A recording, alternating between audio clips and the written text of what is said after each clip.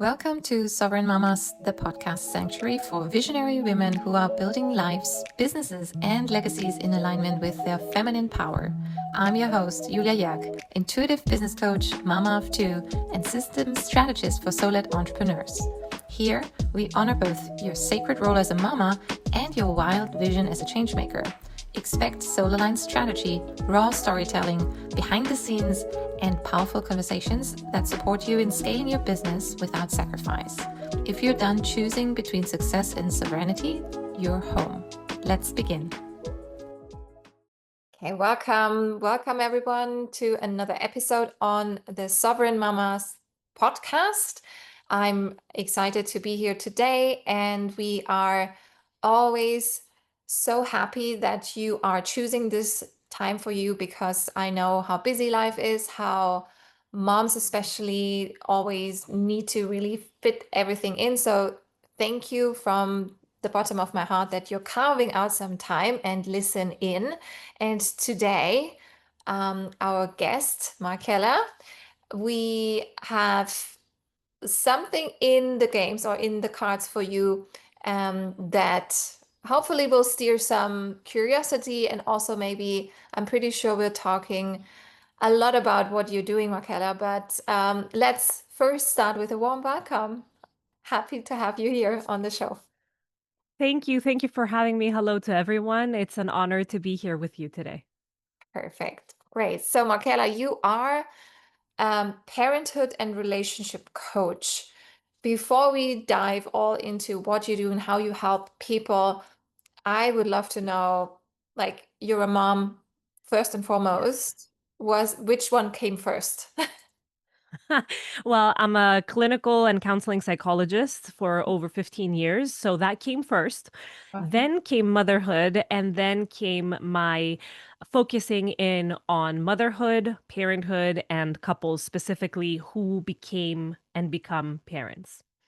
Okay. So would you say that your own becoming, like the mother role that you took on, kind of made you choose differently in your work path? Definitely. Definitely. I started focusing on mom psychology because even though I was very, very aware that just because I know about psychology and I'd been working with individuals with adult individuals, but I had also been working with children, both in counseling and educational settings, because I am also a special educator. And I was very, very well aware that it was going to be hard. It was such a big slap in the face.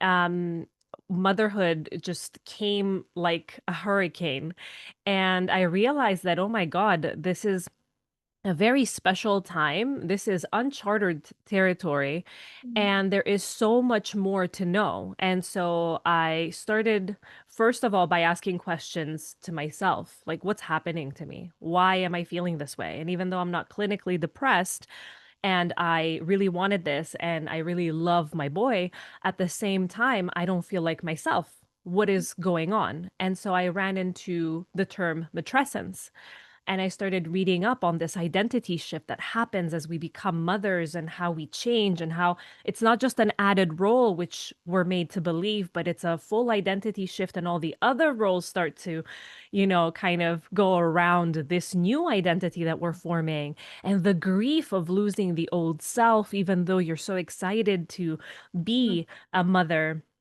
and the tough part of reconciling all of this, because I started to feel like, oh my God, what's going on with me? On the one hand, I want this. On the other hand, I want the exact opposite thing. And I've always been quite decisive, and I couldn't recognize this part of me at all.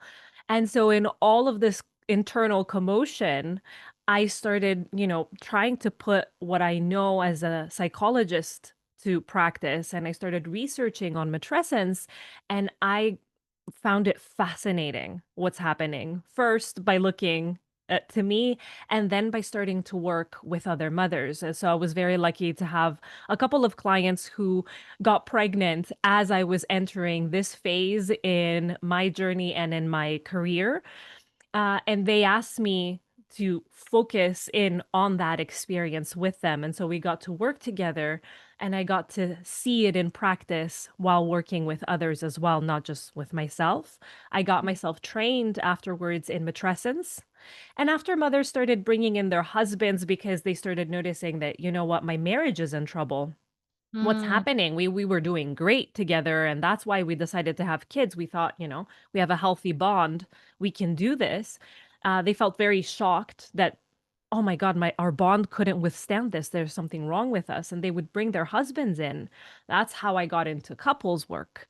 And I loved it. I absolutely loved it. And so of course I got trained in that as well. And yes, so basically, long story short, motherhood brought me into a whole new realm, into an area and specialization I already had, but now I've moved on to focusing on that, and I'm very passionate about this shift that happens and discovering all the parts of us that get activated as we become parents. Hmm. I love that. And I love that you say that I mean, so many areas of our lives get affected, and the relationship we have change naturally because we change when we're becoming mothers, right? So, but what's your take on, like, I'm trying to find one logical reason and an explanation from someone through this podcast too, why the heck is no one telling women like the truth? Like, I feel like everyone says the same thing. You said the same sentence that most of our guests here say.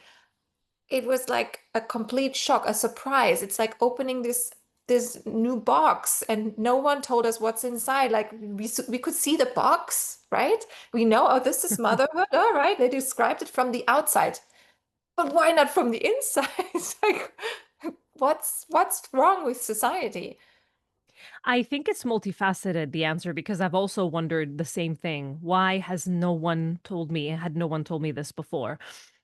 Quite honestly, though, I was very lucky to have a very close friend of mine be pregnant and give birth 6 months before I did.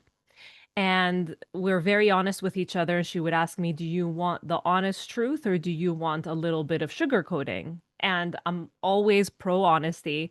And so I was like, no, no, no, no sugarcoating anything. I want the entire thing. I want to know. Hmm. And here's the thing. Number one, even when we are told, you cannot possibly understand the extent of what is being described to you unless you live it. That's number one. Hmm. Number two, because I tried to create a program. The first thing that I tried to do coming out of my matrescence training, the thing I was most excited about was to create a preventative program so that women don't get that slap in the face that I felt. I Hmm. wanted to help women get into motherhood with some, a reality check so that the expectations are less of the amazingness that we're told through movies and social media, and that they're not watered down, but a little bit of a reality check of, yes, that is all true, and you'll feel it even more massively. The love that you feel is immense. It can't be described. However, when that's the only thing that you expect, then the other stuff that follows and comes along with it is a great disappointment because you're wondering, is it only happening to me? Hmm. Now, the problem that I had starting to do that is that even the most conscientious and aware women, so women, for instance, that I did have in therapy for years. And Mhm. so you understand that they're very primed to hearing the truth, to knowing the difficulties. They've had difficulties in other areas of their lives. We have a relationship, we've established trust. So all of this is in place. And even though they asked for this, when we started touching up on the things that will inevitably be difficult, there was resistance. No, that's not going to happen for me. I know Hmm. what I'm getting into. I know what I want. This is a very conscious decision for me, and therefore it's not going to happen to me. And it started to feel like I was trying to take away from the joy of a first time mom, and it Mhm. felt wrong for me to do it. And it also felt like, even though they were asking for it, that there was. a barrier to accepting that Mhm. this could be true. And so these women had the same shock as the women that were never did that experience, knowing these things. They were very disappointed in themselves, but we make it be about us. If I'm going to be a good mom, then I'm going to love every bit of motherhood is the story that we're fed from very young. And Mhm. therefore, it's very difficult even when we do get the messages because I do see a change in social media lately. I do see a slight shift in movies and in shows where a more realistic experience of motherhood is being shown. Mhm. And we still, however, don't feel like it's okay. We Hmm. laugh about it, those realistic kind of honest mom kind of moments and all these things. We laugh about it, but before becoming mothers, we feel like, maybe they Yeah. don't love their kids enough and they don't enjoy it. I'm going to love motherhood.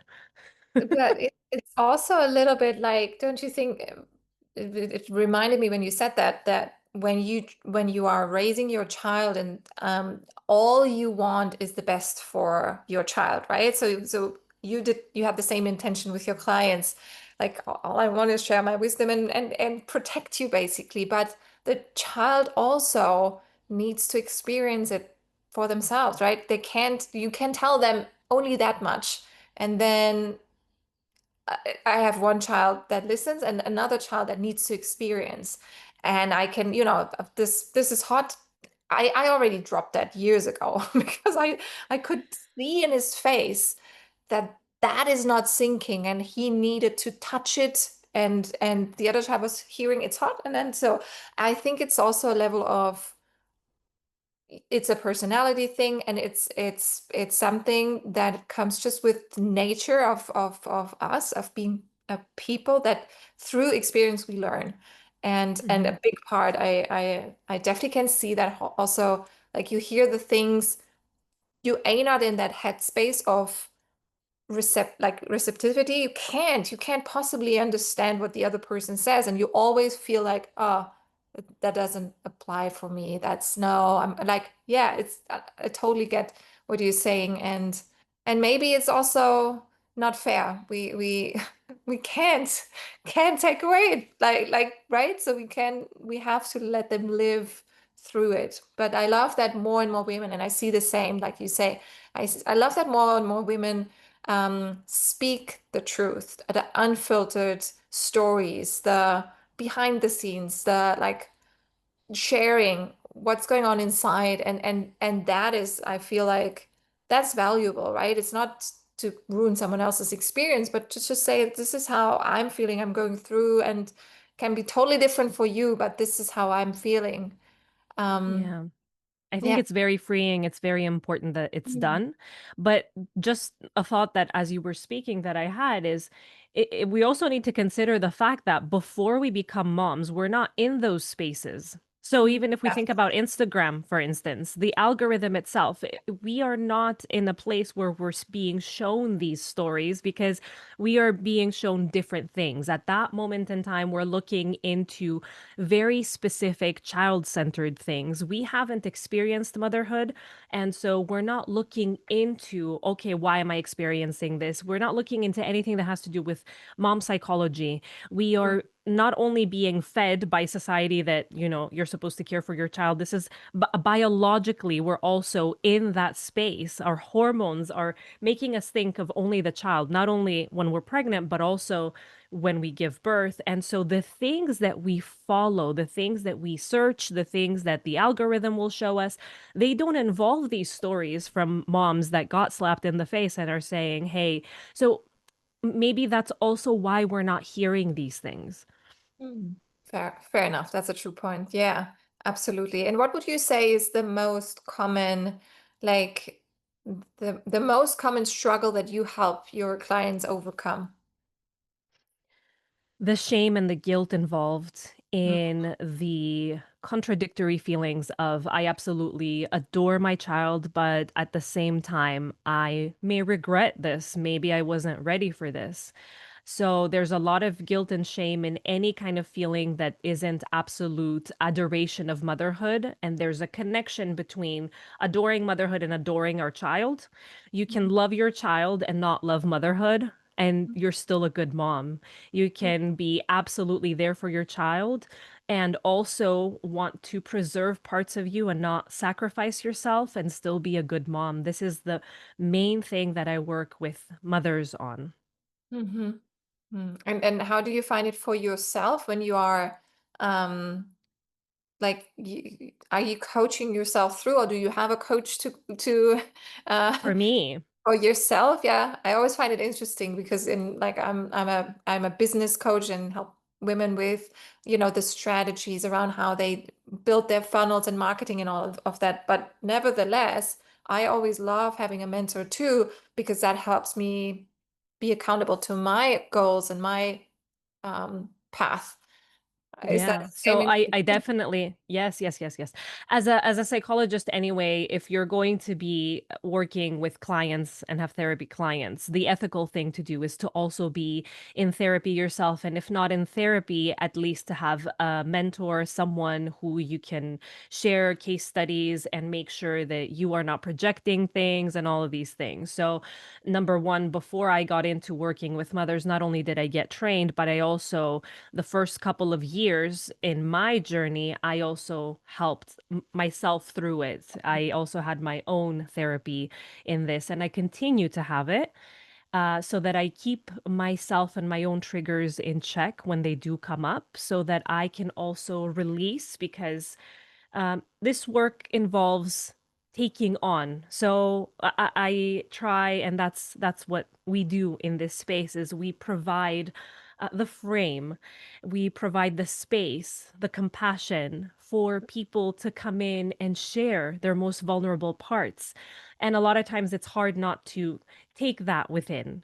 And Mhm, so it's important for me as well to have a place where I release and mhm, where I am able to let go and I am able to be met with compassion. Because as much as I extend compassion, sometimes it becomes difficult for me to be compassionate with myself. And so I mhm. need to be reminded that, hey, you deserve that compassion too. Yes, absolutely. And when you are with couples, or when you worked with couples, is it like, mm, I don't know how men experience motherhood. Obviously, they don't, but like I always find it so, because they also go through their own stories and their ways of feelings. How are the men taking these therapy sessions? Are they even open? Mm. Is it you? Well, I'm going to tell you something interesting, and maybe you, as a business coach, can help me understand what's happening. But personally, my results are a bit skewed, and so there's going to be bias in what I say potentially. I don't know if this is happening for others. Statistically speaking, men uh, are less likely to enter therapy. They're less likely to be positive about it. And it's usually the women that will seek counseling. However, I interestingly get more men coming to me and asking me to support them and their wives through this transition.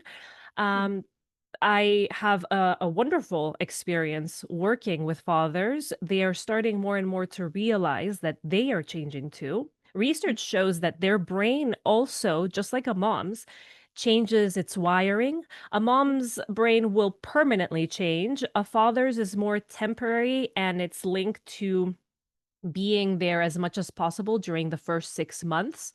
However, men also experience physical, biological changes. And so that also comes with emotional, psychological changes as well. And so, just like we talked about matrescence and motherhood, even less talked about is patrescence, which is the fatherhood experience where the man's identity changes as he becomes a father, along with so many hormones like testosterone is found to drop. And that is very purposeful of nature so that they are less likely to be looking for another partner and more likely to want to be home and care for their child. We're one of very few species in the world, 0.02%, I heard recently, that actually have fathers that care for the young. And so this is very purposeful biologically that it happens. And society, as unfair as it's been to women, it's also been unfair to men in terms of fatherhood because it doesn't involve them. And because it doesn't involve them, men who feel like, okay, this is becoming really important to me and it's changed my priorities, it's changed the way that I see my wife. I see her changes, I don't know how to respond to them. I don't know who to focus on. I don't know what to do, and should I be working more to provide more, or should I be home more to care, and and they experience all these changes and nobody is really talking to them about it. They're supposed to just go on as if nothing happened. You're supposed to be the provider, go to work, get money, and support your wife as much as you can, but that's about it. And they don't feel like they can open up Mm, about what they're experiencing. I recently had someone come onto my podcast and she was describing how actually no, I was interviewed by someone and she was telling me how she was in this church, and the church had separate meeting spaces, and so they had the men's group, they had the women's group, and they had the mothers group. So not only were the mothers separated from the women, mm, number 1, foul, but they also didn't have a fathers group. So first of all, it would have been nice to have a parents group mhm, overall. That would have been nice as a choice, but why do mothers get separated from other women? So in itself, that says, oh, you're someone else now, and you are supposed to care about different things. And the other identity that you had before, it doesn't matter now. It should be sidelined. mhm. That's the message. And number 2, it's telling men, you don't care about this, so we don't have a special group for you." Yeah, So yeah. So, it's the men are also in need of support, mhm, and I see them coming in with a lot of willingness to learn, to understand, to support, but also feeling very devalued, unappreciated, not respected in their role and in the partnership as all of this unfolds. And a lot of it is based on the social messages that we get. mm, yeah, and I think overall, when you look at how it has changed over the few decades, when emancipation and women became stronger, and now they don't need the man, and we're all doing our things, and how the roles have shifted and changed, and it's I feel like it's still in a very confusing, or not confusing, but maybe like yeah, not clear path. Like it's finding the spots, and there's women up here really killing it and having like these amazing success stories, but then they're so disconnected to their femininity, so that they can't find a partner, that and then they're like lost, and then how am I gonna do it all, and so, and then yes, and then on top the parent role. And so I guess what would you say? Like, is there another, like, what's needed? Another revolution or leaders? What do we need? I think we need more connection. Hmm. More connection first and foremost to ourselves, and like you said, that's a great point that you're making. We have lost touch with our feminine side. So we are disconnected from a core part of ourselves because society has taught us that we are supposed to be go-getters, and so we need a lot of male energy for that. And women have espoused masculine energy way too much for our own good at this point. And that has disconnected us first and foremost from ourselves and then from the partner that we want. And so it's not a surprise that almost all the women that I work with, their main issue with their husband or partner is that he is incompetent. That's a very common word that I get. And it's not a coincidence that that's the word that they use. But what they don't understand, and what I work with them in order to help them understand, is that there is a specific dynamic between the partners. And in order for him to do nothing, you have to be doing everything. And when I Mm, assume the role of doing everything because I know best, because I'm the mom, because I know best because I do things better than you, because I have to remind you, and it's so tiring, you're not a baby and you're jealous of the baby and you're acting like one. And so when I start to assume this role and I continue on this path, the more I do, the less he has to do because I am moving one way. And in order for the chain not to break, he has to start moving with me. As then I create the narrative of him not doing enough, him not doing anything, him being completely incompetent and a burden. He has to follow along. Otherwise, if he starts pulling the other way, I could potentially allow myself to walk with him. But a lot of times, because of all the internal shifts that are happening and the difficulties that I am experiencing, I am not in a state where I can be flexible and go with him. So inevitably, if he cares about me and the marriage and the family, he's going to play along and mm, come and play the role of the incompetent person. But he can only do it for so long because men need to feel respected more than loved. In order for them to feel well in a relationship, they need to feel admired and respected. 80% of them will choose that over feeling loved. mm. So Yeah. when Provider women call them instinct. Right. Yeah. exactly. And so when a woman treats them or even tells them that as if they're incompetent, then that begins to shrivel the relationship. It begins to make cracks. And that's usually when they come to me.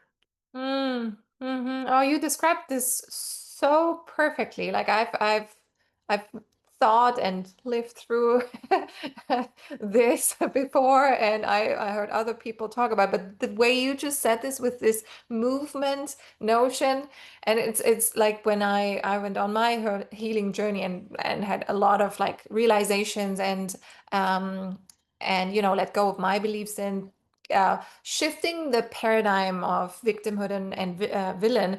I was like hearing and needing to hear over and over one thing that you just reminded me of is like you have the power to see someone and lift someone up.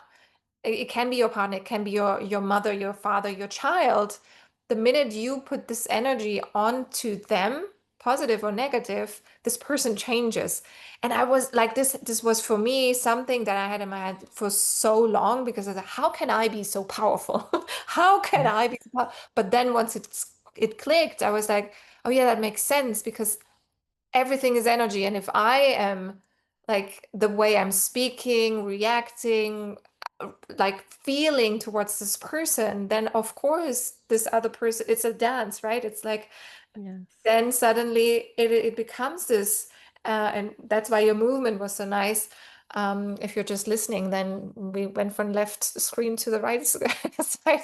But it's really, yeah, it's such a learning and process. Simply, yes, and it shows that we're all just humans in a process of discovering all those things as we go through. Yeah, and constant change, which Mm, our brain is wired not to like. However, life is change. We're in constant change, and it's a constant dance. I love the dance that you're using the analogy because yes, it takes two to tango. And so if I'm pulling one way, if you want to continue tangoing with me, you're going to have to uh, surrender a little bit and come along with me. mm, And it just so happens that a lot of times the man ends up being flexible. However, let's just be fair that it's also convenient sometimes. So I may not like being called incompetent on the one hand. On the other hand, it's uncomfortable that I don't know. mm, I can really play on the fact that I'm not home most of the day, I'm working. And so, yes, I don't know these things. And it does get convenient to say, yeah, your mom, you know best. So Mhm. let's not gaslight the women as well. It does take two to tango. And so he's not surrendering only because he wants to play along and it's only me that is causing the issue with my controlling tendencies, but it's also him on the one hand. There's the disadvantage of being called incompetent and potentially losing me if he pulls the other way. But it's Mhm. also the advantage of, you know what? That way I don't have to get too involved. I don't have to make mistakes. I don't have too many responsibilities. I already am anxious enough. And none of the two are doing this out of spite or out of not caring enough, because that is the narrative that then feeds the difficulty in the relationship, right? So the man will think, well, she thinks of me as stupid and incompetent and she doesn't love me as much as she used to anymore. Oh, now I gave her a child and all the attention and love is going there. That's what she wanted me for, right? These are the stories that are playing in their head, and imagine how painful and hurtful that is for them because that's what they believe. And so it's true for them. And the woman is thinking, oh, okay, we had a child together and now he's gone. He doesn't care. And he doesn't want to listen. And I tell him something so simple. And how can he not understand what it is? I even wrote it on a list and put it on the door.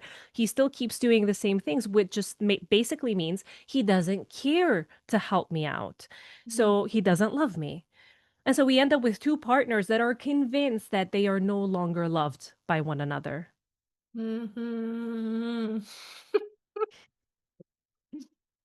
But they're both in pain, and that's why they are projecting that pain, and it's difficult for them to be vulnerable. Because if you think about it, we can be compassionate with our children, and we can very easily understand why, even though they've done something quote unquote bad, if Mhm. we shower them with love, this love will help uplift them and not do it again. We can let go of our trained and programming that no punishment will help them not do it again. We have Yeah. let go of that. Most of us are working really hard to undo that programming with our children. But when it comes to our partner, we think, no, if I hold a grudge and if I have a pouty face and if I yell at them or if I do the silent treatment, they'll understand that what they're doing is wrong and they'll do better. It just comes out naturally that we do this, and that we only do this when we are hurt. So there's no blame in the person that does this, but at the same time, it's important to point out it's not gonna help. Mhm.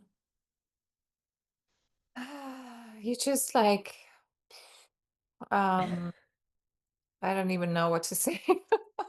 It's honestly, yes. I mean, it all makes sense, and obviously, it is something so natural, so understandable. Like for both sides, there's a lot of compassion, and yet it feels like this is almost like a not compatible way or path i- if there's no one like you in the middle mediating, and or if one of them is or both of them are waking up and saying, oh, we have informed ourselves and we now need to like communicate differently. And it takes like a lot more than just being parents is definitely like a lot of layers more than just being a couple. Yeah. Yeah. I, It takes a lot, and that's why one of the programs that is working quite well that I do is the couples immersive one that basically I see the couple together for a double session so that we have time, an hour and a half full. But then the next week I see them separately. And the reason for that is number one, they get to see their own history, their own traumas, their own childhood, and maybe one of them usually has done therapy before, one of them hasn't. And so the one that's done therapy is like, they need the individual sessions. I'm good. I've done my work. But what happens, what we don't realize is that even though you've done your work, I had done my work. You know, does it ever what end? what exactly, it's never ending, number 1. And that's why I have so many clients that, they get through the very crisis type of stuff within some time. It depends on the person and what it is they're dealing with, but they stick around because they realize that this is something that I have to upkeep the way that I will upkeep gym. I won't go to the gym for a year, get pumped, and then if I drop it, I'll expect to stay pumped forever. I have to upkeep in that same way. People who've done this enough realize, and they've done the dance of I stop and I come back, and in a crisis, and I stop and I come back, and then they realize that, oh, okay, I need to be doing this more regularly for myself, and it's just as valuable as the good nutrition and the sleep and the gym. I need to be upkeeping with this as well. But what happens is that when we become parents, we change, and part of that change is that our inner child is activated. As Mhm. I try to parent my child, my inner child says, "Hello, I'm here. You haven't reparented me just yet, and you're trying to be a better parent for that child, but you never treated me that way." And so it's as if we have a jealous sibling inside us going against us and saying, "Nope, no, that's not fair. You haven't been that way with me." That is something that we can work on in an individual level. Those parts that we have been able to successfully shove into the unconscious, Mhm. told them to shut up, and we've successfully had them caged in there, that are now rising up. There's a riot happening internally after a child comes forward because of so many changes happening, and suddenly the cages are open and all of these parts come out, and we've never really met them. We met them when we were very young, before somebody told us that they're not acceptable and we shoved them into the dungeon. And so now they're coming out and we're thinking, what's wrong with me? Am I a bad person? What are these tendencies? What's happening? And Mhm. this creates internal struggle, which then, like you said, naturally will affect how I treat others, including my child. And so a lot of times we get not just hormonally, but we get postpartum depression, anxiety, and rage. They are related to hormones. However, they are also related to all of these parts unraveling. And there's so much confusion. And what we try to do is to shove these parts back down into the dungeon. And what we Mhm. don't realize is that as long as we keep on doing that, they'll keep coming up stronger. Mhm. That's where the individual work helps. And then Mhm. as we work on the individual, we come back together and separate and come back together. And there's that dance of being an individual, but also being together, connecting to myself and then connecting to you. Mm. This is in so beautifully alignment of what Sovereign Mamas and this movement and this ecosystem that I'm creating is all about. That's exactly what I have been strongly feeling because I've been a business coach since 10, 12 years now. And it's always been so obvious to me that there is work to do.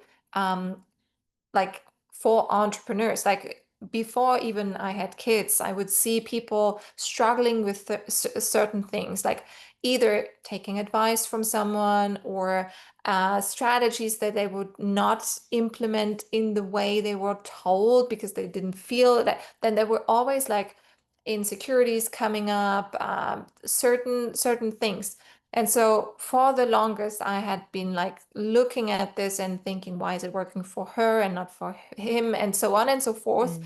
until I obviously then came through motherhood, through my own healing journeys, through my own spiritual awakening, and everything that I've then learned in those personal development programs. And I was like, okay, so there's gotta be a place where mothers who are also wanting to do the entrepreneurship thing, um, they have to start here. Like they have to start with themselves.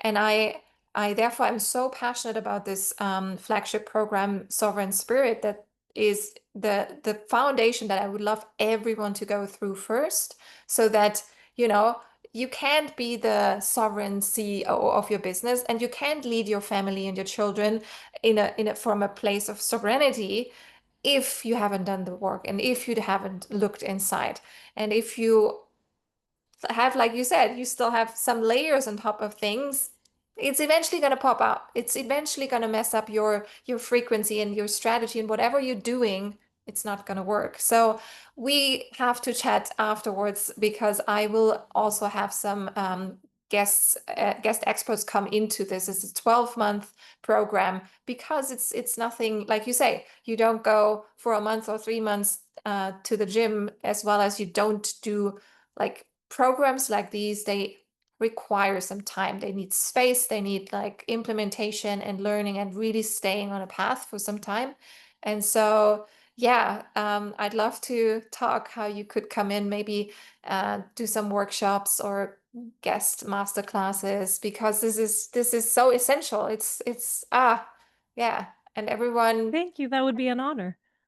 Yeah, cool. All right. Amazing. It's 5:54 angel number here, so it is definitely in alignment. Um, wonderful, wonderful.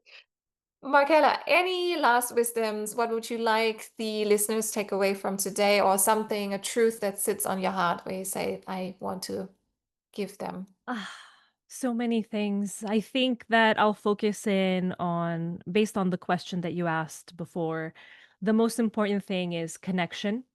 Mm. Before routines and programs and boundaries and listening to advice and going on to trying to be the perfect parent or the perfect CEO, it's important to just connect with ourselves and listen to all our parts with as much compassion as possible.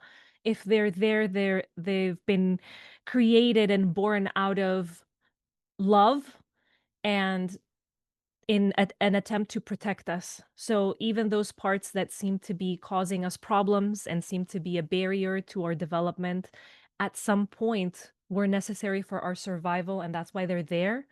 And it's important that we kind of open up the table and allow them all to be heard first and foremost, and then everything else will slowly start to shift. Yes. Yes. Thank you so much. This is amazing. This, I hope it landed in the way it landed for me. I definitely enjoyed listening to your wisdom and everything that you said. We will leave all the links and your bio in the show notes, so that people can connect and reach out to you. And yeah, I truly hope that um, a lot of women are listening to this, and dads even too. You're Yeah. welcome to share it with your husbands. um, Yes. yeah, and thanks everyone for listening, and again for taking the time and doing something for yourself. This is a space where you are seen, and you simply like walk away and know that we're here, we're all in the same, and you were never meant to do this alone. And so this is why Sovereign Mamas is here for you, so that you have this feeling of a village. We're the village that we all deserve. Thanks so much, Yes. and Beautifully said. Thank you. you talk to you next time. Bye.